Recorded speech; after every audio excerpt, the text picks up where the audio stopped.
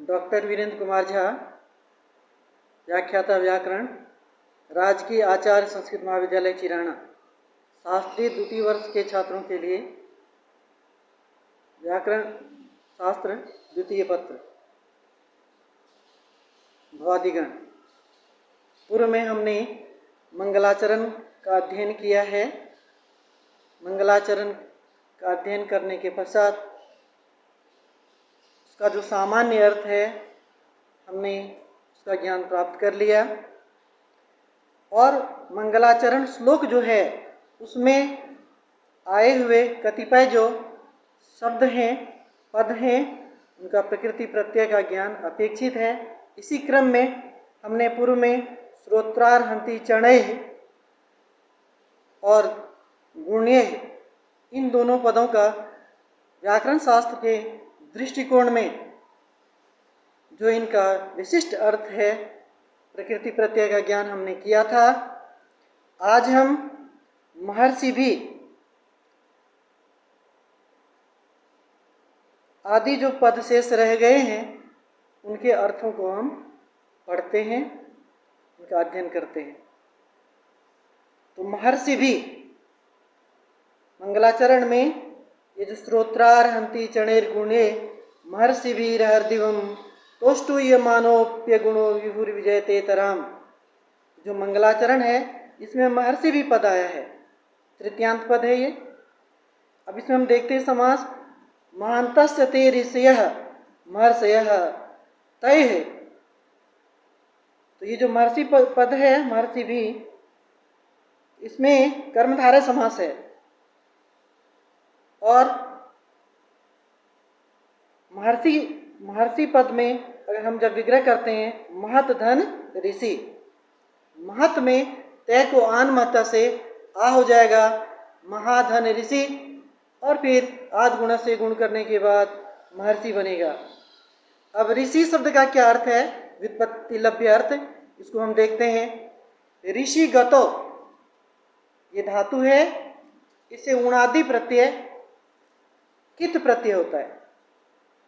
ऋषि गतो धातु है, इसका अर्थ होगा ऋषन्ति जानन्ति यथार्थम, अर्थात ऋषि उसे कहते हैं जो यथार्थ को जानते हैं। ऋषन्ति अर्थात जानन्ति, जो व्यक्ति यथार्थ को, वास्तविक तत्व को, संसार के वास्तविक तत्व को जानते हैं उसे ऋषि कहते हैं। ये व्युत्पत्ति लभ्य ऋषि पद का अर्थ है। अब ऋषि ये जो गत्यर्थक धातु है, अनुबंध लोप होने के बाद इसमें ऋष बचता है, और इगु पदार्थ कित ये उनादि सूत्र है, इससे कित प्रत्यय होता है, और अनुबंध लोप करने के बाद कित प्रत्यय में छोटी बच जाएगी, और इसको अगर उसमें जोड़ेंगे तो ऋष में ही जोड़ते हैं तो ऋषि शब्द सिद्ध हुआ। तो महर्षि महान्तश्च ते ऋषयः महर्षयः, इसमें कर्मधारय समास है। इसी तरह से अगला पद है अहर्दिवम, अहन च दिवाच, ये विग्रह होगा जिसका अर्थ होता है दिन और रात। अहर्दिवम शब्द का अर्थ है दिन रात, और इसमें जो समास होगा कहते हैं निपातन के द्वारा इसमें समास होगा। अहन च दिवाच इस विग्रह में अचतुर विचतुर सुचतुर इत्यादि सूत्र से यहाँ पे निपातन के द्वारा अहर दिव शब्द बनाया जाएगा, और जिसका अर्थ होगा दिन और रात, रात दिन।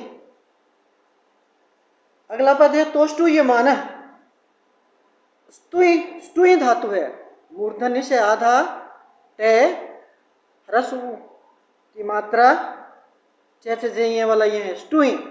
स्तुई धातु का अर्थ है स्तुति करना। धात्वादे सहस से मूर्धन्य से को दंत से होता है। अगर धातु के आदि में मूर्धन्य सकार हो तो उसके स्थान में दंत सकार आदेश होता है, और स्तुई में यह किस संज्ञा होगी, स्तु से मूर्धन से को दंत से होगा, और निमित्तापाय निमित्तिकापाय है। इस परिभाषा के बल पर, इस नियम के बल पे मूर्धन से के हटते ही जैसे दंत से आएगा तो टे भी ते में बदल जाएगा, तो स्तु से स्तु बन जाएगा। स्तु, स्तु तो स्तुति करना अर्थ होगा। अब स्तु धातु से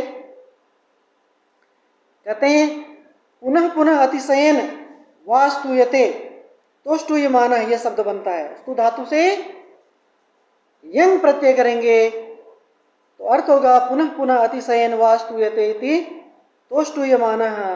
स्तु से तोष्टुयमान, स्तु धातु से तोष्टुयमान ये रूप बनेगा।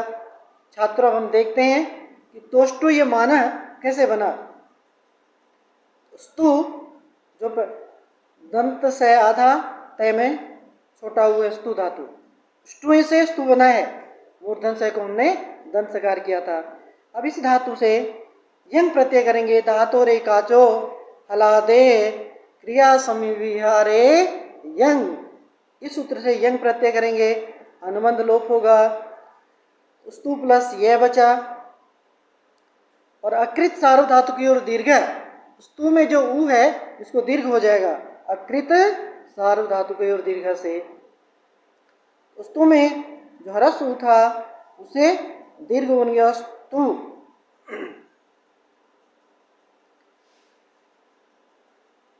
और फिर सन यंगों से धातु को द्वित्व करते हैं।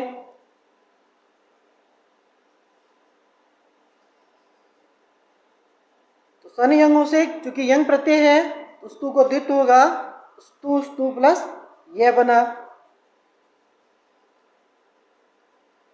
पूर्वाभ्यास से अभ्यास संज्ञा हलादि से, लेकिन यहाँ हमें ध्यान देना है सर पूर्वाया खय। अभ्यास में हलादि से जो करते हैं इसमें दंत से आदि में सर शर प्रत्याहार का है।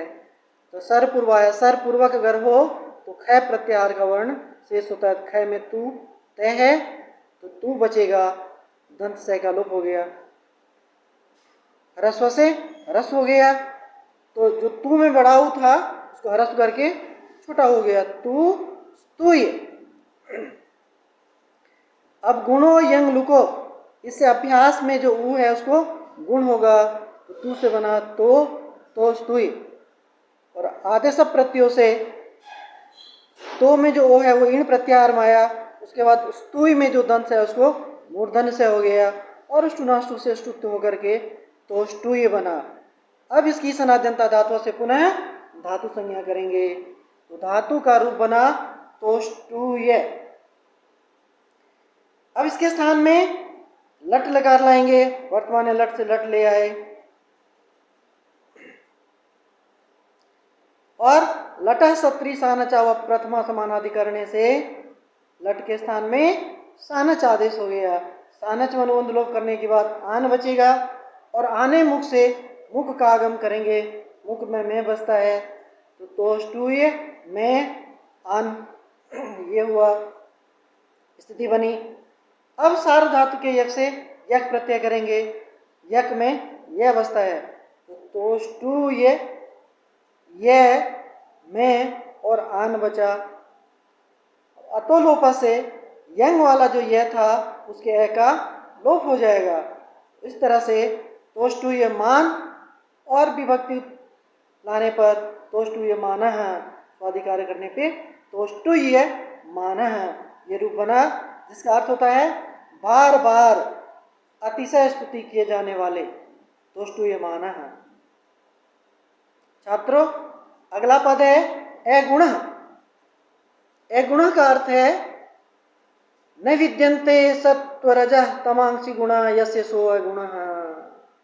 तो ब्रह्म दो तरह के होते हैं, एक सगुण ब्रह्म और दूसरे निर्गुण ब्रह्म। तो यहाँ पे निर्गुण ब्रह्म जो है वो दिए है हमारा, और उनके लिए ये विशेषण आया है अगुण, जिसमें सत्व रज और तम गुण विद्यमान न हो, अर्थात जिसका कोई रूप नहीं हो। हम जब उपासना करते हैं ब्रह्म की तो सगुण ब्रह्म की उपासना करते हैं क्योंकि उनका कोई न कोई रूप होता है। लेकिन यहाँ पे ब्रह्म जो है वो अगुण है, निर्गुण है, फिर भी महर्षियों के द्वारा स्तुति करने के योग्य हैं। महर्षिगण उनकी दिन रात स्तुति करते हैं। ये कैसे संभव है? जरा इस पे विचार करना चाहिए हमें, क्योंकि स्तुति तो उनका किया जाता है जो सगुण हो। तो कहते हैं बेशक यहाँ पे सत्व रजस तमस ये गुण विद्यमान नहीं है, फिर भी पर ब्रह्म है, निर्गुण ब्रह्म होते हुए भी उसमें जगत का अनंत कल्याणकारी गुण विद्यमान रहता है। निर्गुण ब्रह्म जो होते हैं वो भी जगत के कल्याण करते हैं। तो ये अनंत कल्याण रूपी जो गुण है उनमें विद्यमान होता है, इसलिए अगुण होने के बावजूद भी वो परब्रह्म जो है वो उपासना के योग्य होते हैं। इसलिए महर्षिगण दिन रात उनकी स्तुति करते हैं और कहते हैं वो जो हमारे ब्रह्म है, निर्गुण ब्रह्म, विजयतेतराम, उनकी सत्ता हमेशा कायम रहे और वो विजयी हो, सर्वोत्कर्ष को, सर्वोत्कृष्ट स्थान को प्राप्त करे। अतिशय विजयी अर्थात वो इस संसार में सर्वोत्कृष्ट होकर के विराजमान हैं, विराजमान थे और विराजमान रहेंगे, ये भाव यहाँ पे है। अब हम देखते हैं विजयतेतराम पद की सिद्धि कैसे होती है। तो छात्रों इसमें जी धातु है, जी जय, जयार्थक, जय अर्थ वाला जी धातु है और वी उपसर्ग है। आप वी पराभ्याम जे, जब जी धातु से पहले, वैसे जी धातु परस्मैपदी है, जयति जयतः जयंती बनता है, लेकिन वी और पराउपसर्ग उसके पहले पूर्व में जुड़ जाए तो आत्मनेपद होता है। तो विजयते आत्मनेपद में विजयते बनेगा, लट लकार लाएंगे, आत्मनेपद सप होगा, तय को तय होगा, गुण होकर के तीतात्म टेरे से एत करके विजयते बना। अब इसके बाद अतिशयन विजयते, इस अर्थ में तिंगस्थ सूत्र से तरफ प्रत्यय होगा। अतिशयन विजयते, जी धातु से विउपसर्ग जी धातु से आत्मनेपद में विजयते रूप बना और अतिशयन विजयते इस अर्थ में तिंगस्थ सूत्र से तरफ प्रत्यय हुआ। और इसके बाद किमे तिंग अव्यय घादाम आम अद्रव्य प्रकर से, इस सूत्र से स्वार्थ में आम प्रत्यय होगा। विजयते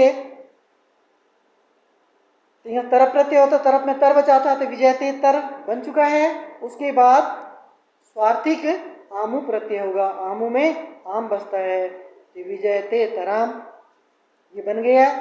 अब आपने पढ़ा था कि तद्धितश्चासर विभक्ति, इस सूत्र से इसकी अभ्यास संज्ञा हो जाएगी, आमंत की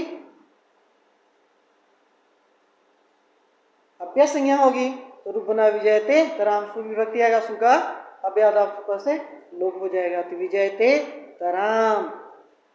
इसका अर्थ हुआ अतिशय विजयी अथवा सर्वोत्कृष्ट होकर विराजमान जो है, जो सत्ता है उसकी कल्पना की गई है यहाँ पे। तो छात्रों हमने देखा मंगलाचरण जो है स्त्रोत्रारहंति चरणेर गुणे महर्षि भी हरदिवम तोष्टुयमानोप्य विभूर विजयतेतराम, स्त्रोत्रारहंति चणे गुण्य महर्षि भी हरदिवम तोष्टुमान्य अपि अगुण विभु विजयतेतराम। अर्थ हमने पहले पढ़ा है इसका कि अगुण अपि, यद्यपि वो जो ब्रह्म है निर्गुण है, मन इंद्रियों से परे हैं, उसका चिंतन मन के द्वारा इंद्रियों के द्वारा नहीं कर सकते क्योंकि उसका गुण नहीं है। फिर भी वेदाध्ययन करने वाले जो स्त्रोत्र और आरहंति वेदोक्त कर्मों में जो निपुण है, ऐसे जो महर्षि हैं उनके द्वारा दिन रात जो जिसका स्तुति किया जाता है, जो स्तुति का विषय है, ऐसे परब्रह्म जो विभु हैं वो क्या हो, विजयतेतराम, निरंतर विजयी रहता है, अर्थात समस्त वस्तुओं में संसार में उत्कृष्ट स्थान को प्राप्त करता है। इस तरह से आचार्य भट्टो दीक्षित ने मंगलाचरण वैयाकरण सिद्धांत कौमुदी के उत्तरार्ध में के आरंभ में मंगलाचरण किया है। और मंगलाचरण जो श्लोक है, इसमें 2 श्लोक है। द्वितीय श्लोक है पूर्वार्धे कथितास्तूर्य पंचमाध्यायवर्तिनः प्रत्यय अथ कथ्यन्ते तृतीय अध्याय गोचरः। आचार्य भट्टो जी दीक्षित कहते हैं कि वैयाकरण सिद्धांत कौमुदी का जो पूर्वार्ध भाग है उसमें मैंने कथिता मेरे द्वारा तुर्य पंचमाध्यायवर्तिना उन प्रत्ययों का वर्णन किया गया है जो चौथे और पांचवें अष्टाध्याय के चतुर्थ और पांचवें अध्याय में जिसका वर्णन है, उन प्रत्ययों का हमने सिद्धांत कौमुदी वैयाकरण सिद्धांत कौमुदी के पूर्वार्ध भाग में हमने वर्णन किया है, व्याख्या की है उसकी। अथ प्रत्यय कथ्यन्ते, अब जो जिन प्रत्ययों का मैं वर्णन करने जा रहा हूँ अष्टाध्याय के तृतीय अध्याय में उसका उल्लेख है। और उन्हीं प्रत्ययों का अर्थात अष्टाध्याय के तृतीय अध्याय में जिन प्रत्ययों का वर्णन है, उल्लेख है, उनके बारे में मैं विस्तार से यहाँ पे व्याख्या करने जा रहा हूँ।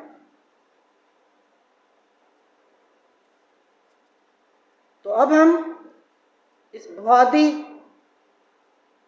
ये जो उत्तरार्ध का प्रथम भाग है वैयाकरण सिद्धांत कौमुदी का 10 गणी, इसको हम आरंभ करते हैं। मंगलाचरण का हमने पाठ कर लिया। अब सबसे पहला पाठ है इसमें भवादिगण। ये धातुगण है। तो छात्रों, वाक्य के 2 भाग होते हैं, एक सुबंत और एक तिङंत। तो तिङंत सुबंत के बारे में हमने पूर्वार्ध में पढ़ लिया। अब तिङंत के बारे में अध्ययन आरंभ कर रहे हैं। क्रिया का रूप कैसे बनेगा, प्रकृति प्रत्यय का हमें ज्ञान अपेक्षित है, इसके बारे में अध्ययन करेंगे। तो सर्वप्रथम क्रिया के जो रूप बनेंगे तो उसमें काल का विभाजन किया गया है। क्रिया किस काल का है, वर्तमान काल का है, भूतकाल का है या भविष्यत काल का है, इसके बारे में हम अध्ययन करेंगे। तो सर्वप्रथम आचार्य ने कहा तत्रादो 10 लकारा प्रदर्शनते, काल को बताने के लिए जरूरी है लकार का ज्ञान होना, लकार का बोध अपेक्षित है। लट, उसमें लकार है लट, लिट, लुट, लिट, लेट, लोट, लंग, लिंग, लुंग, लिंग।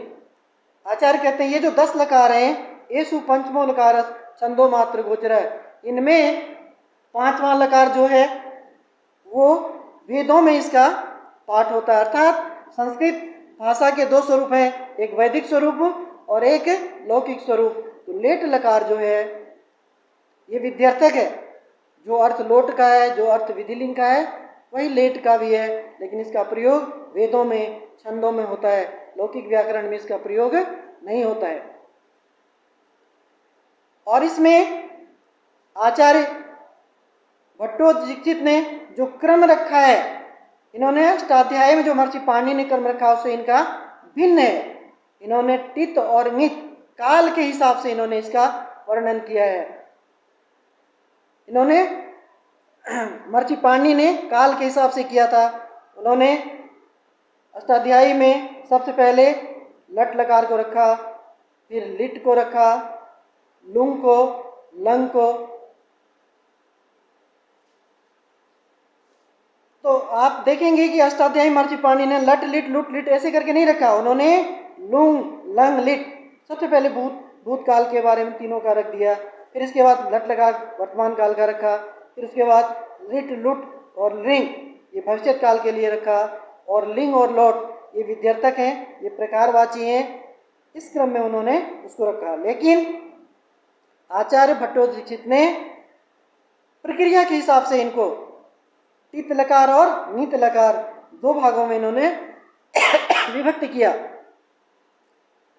और उसमें टित तय की संज्ञा से लट लिट लुट लिट लेट लोट, टित को एक तरफ रखा और नीत को, नीत लकार को लंग लिंग लुंग लिंग इसको एक तरफ रखा। ये नीत लकार टित और नीत 2 भागों में उन्होंने बांटा। और उनमें भी वर्ण क्रम आयुण का उन्होंने ध्यान दिया। लट में ल में ए है, लिट में ई है, और लुट में ऊ है, लिट में री है। इस तरह से उन्होंने महर्षि पाणिनि ने काल का ध्यान दिया और इन्होंने टित लकार और नित लकार अनुबंध का इन्होंने सहारा लिया है। इस तरह से हम देखेंगे ये जो 10 लकार है इनका क्या अर्थ होता है और इनका प्रयोग कहाँ होगा, इसके बारे में हम आगे पढ़ेंगे। अस्तु।